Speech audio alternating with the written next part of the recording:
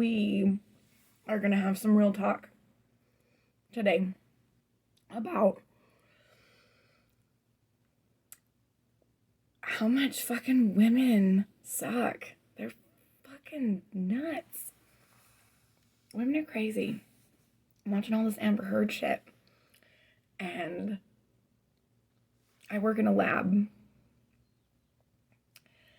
And it's just making me think crazy women in the lab. And we're going to go way back. 2010-ish. Right around when those, the electric cigarettes came out. Like,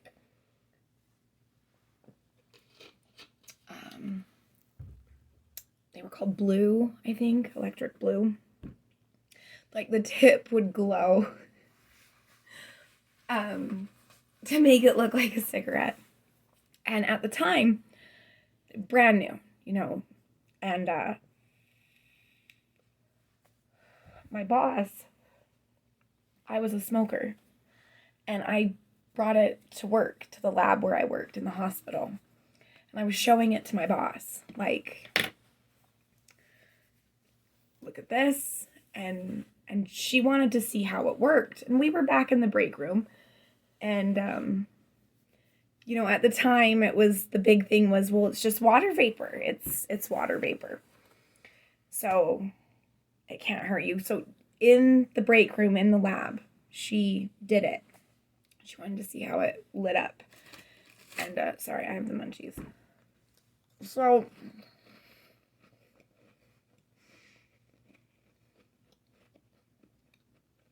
she hits it, and it glows. And we're all like, woo! And she's like, I think that's great. I think that's great. I hope you quit. I hope this helps. And there's this other bitch. Big old Bertha. Sorry to anyone named Bertha. But she was such a bitch. And see, in the medical world, there's like a hierarchy. There's tiers. And, like, you know, obviously doctors are at the top, then nurses. And no one ever talks about the lab. So in the lab, you've got your lab manager, who 90% of the time is also a med tech. And those are the people that can run all the tests. However complex, they can run all the tests, okay? And then, like, just below the med tech, what is it? There's a difference between the med tech and the med scientist. I can't remember what it is. I'm sure someone knows. But then you have your phlebotomists. Some places, some bigger labs also have processors.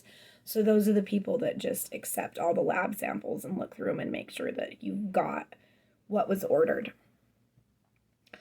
And I was a phlebotomist, and that's just about like the lowest rung in the lab. You go get all the lab samples, you get the urine samples, and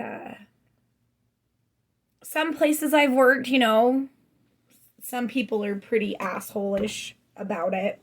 Other places I've worked, you know, some people don't fucking care. You know, you're here to do a job. You're here to help. We appreciate it. So it just kind of, she was a bitch, okay? She was a fucking bitch about it. And she was, you know, she was a med tech. And so, of course, she just had to be super cunty. And she would always get so upset with me because my shift would end when she would get to work, which is perfect for me. I would get off at 5. That's when she would come in to do the night shift.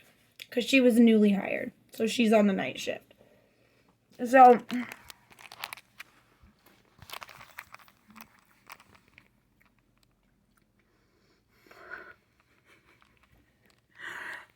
So I'm leaving. I'm walking out the door, and she's coming in. And as I'm leaving, the phone to the lab rings. And I'm like, hey, I'm going to be nice, and I'm going to answer the phone for her while she can go set her stuff down. It's the ER. Hey, you've got a lab draw. Got a patient here. They're in the bathroom right now. Give them like 5 minutes. Perfect. Hang up the phone. I turned to Bertha. And I said, hey, you've got a lab draw in the ER. They said give them about 5 minutes. Labels haven't printed yet. Have a good night. And I leave. And as I'm leaving, I can hear her back in the break area bitching to herself. This is what happens every time I get abandoned. Every time I come to work, I just get abandoned. Oh my God, give me a fucking break. I leave, get out of there, and the next day, I get called into my boss's office. And she's like, hey, so Bertha had a complaint. She said that you guys got an ER call last night and you left early and didn't go get it. You answered the phone, but you didn't go get the draw. And if you answer the phone, she said, you should be responsible for getting the draw. She's like, I don't agree with that, but this is what the complaint is. And I said, will you pull up my time clock? And she pulls it up, and I had clocked out 2 minutes after I'm supposed to leave. I'm supposed to get off at 5. I clock out at 5:02. So obviously not early. She's trying to claim I left early. So, time clock. We checked her time clock. She didn't leave early. She left 2 minutes late. So then, this bitch took this one step further. And she tried to say to my boss, well, she must have stopped in the ER or med-surg department to talk to people on her way out. But she left early. So I hear this. This is passed on to me. And I go to the maintenance guys. They were awesome. And I ask them, can you guys pull the security footage of last night? And they do. And we watch it. And it's me leaving, clocking out, not stopping to talk to anyone. I threw something away in the garbage can. That's it. So I call my boss down. She comes down to the maintenance office and she watches it. And she's like, okay. So then she goes back to Bertha and tells Bertha this. At this point, she's got nothing. But she continues. Well, I think if you answer the phone, you should be responsible for getting the draw. My boss didn't agree with that. I didn't agree with that. You guys tell me what you think about that. I'm interested. So the next day, she wasn't happy that things didn't go her way and I didn't get in trouble. And, so the next day I get there and she, no shit, is sitting in the back of the lab with her feet up on the table. And I have a draw as soon as I get there. So I go grab the draw. I come back.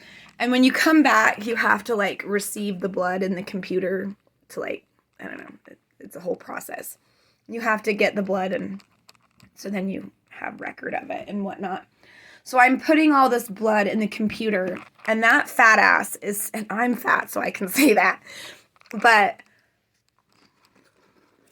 she is still sitting in the back with her feet up. And she says, hey, will you come here for a second? I need to talk to you. And I said, well, I am busy receiving this blood. So if you'd like to come chat with me, come on over. She did not like that. Girls don't like me. Some girls do. Some girls get it. Some girls just fucking get it. Most, like Amber fucking turd. No. But so, she comes over and she starts, in with this whole thing that my boss told me she was going to go in about. How she thinks I should be responsible for the blood draw if I answer the phone. And I just cut her off and I was like, okay, I won't answer the phone then. I won't answer the phone as I'm leaving. Problem solved. And she said, well, if it's busy when I'm coming in and, it's transitioning, then, maybe it would be nice of you to stay and help out. And I stopped her right there and I said, hey, I get off at 5 o'clock. That's my scheduled time. I have a family. I'm going home to spend time with that family. Maybe you don't understand that, but you are not going to encroach on my family time because you feel like you're being abandoned in the job that you were told in the job description that this is what the job was. I'm not here. I'm here to help the day shift. I'm not here to help the night shift. I thought I was being nice by answering the phone and letting you drop your stuff. I guess that wasn't. So it starts getting heated and going back and forth. And my boss finally comes in and she's like, hey, you guys need to stop. You guys need to stop. She is like hysterical. I'm back in blood bank in the very back of the lab with the assistant manager. He was so cool. And I'm just like, what the fuck is going on? What the fuck is wrong with her? Like, she had worked in another lab, so this isn't anything new. So she is in the break room, hysterically crying, calls her husband to come to the hospital. Yeah. Come to the motherfucking hospital where I work. I'm like, is this like a fight? Like, what is going on? She comes out and announces to the whole lab, I'm going to the emergency room. I have a migraine. She gave me a migraine and left while she was on the clock to go to the ER because she's a bitch. I want your guys' opinion on that too. Like, come on, am I out of line? I think I'm being nice. I think I'm nice. I thought I was nice for answering the phone. But, it goes even further. So,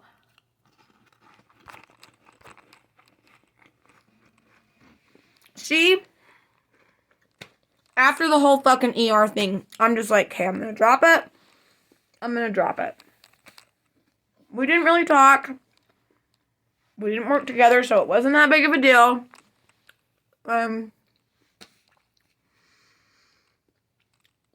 About 2 months later, the CEO of the hospital comes down to the lab and says, hang on, I have to have a drink.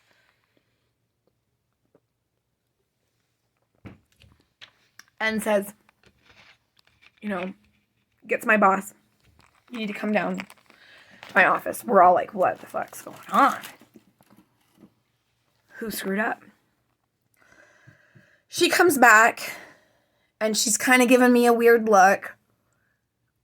And so after everything, goes back to whatever, I slip into her office and I'm like, hey, is this about me? Like, what's going on? What's the deal? And she said, have you used your electric cigarette since you showed it to me in the lab months ago? And I said, no. I use it in my car, like, as I'm leaving to go on my lunch break, but I don't use it, like, in the hospital, no. Like, I'm not a fucking idiot. And she said, well, there's this really weird voicemail that was left on the CEO's voicemail. And it says, it's a guy. And he says, hi, I was just in your lab and I got my blood drawn. And, I, was leaving and I saw the phlebotomist that drew my blood smoking in the lab. And I went and told the manager and she won't do anything about it. That's what this fucking dude said on the phone. And so she's looking at me and she's like, well, I know this didn't happen. And I'm like, who the hell would send a message like that? Like, what is going on? Who is doing this? So then, because I would get there at 5:30 in the morning. And the night guy, Ray, he was such a sweetheart. Oh, he was such a sweetheart. I loved him. I would always get his morning draws for him. And anyway, I get there and he's in the office and my boss is there. She's never there this early. And she's in the office and I can hear her talking to the night guy. And I hear her saying, it sounds like Bertha's husband. That's who it sounds like on the answering machine. So, CEO, HR, boss, and Bertha all go into a meeting. I'm in the lab. All of a sudden, Bertha comes back, red face, tears, gets all of the stuff out of her drawer with the HR lady, signs some paper, and leaves. She had her motherfucking husband call the CEO, and she thought she was going to get away with this shit.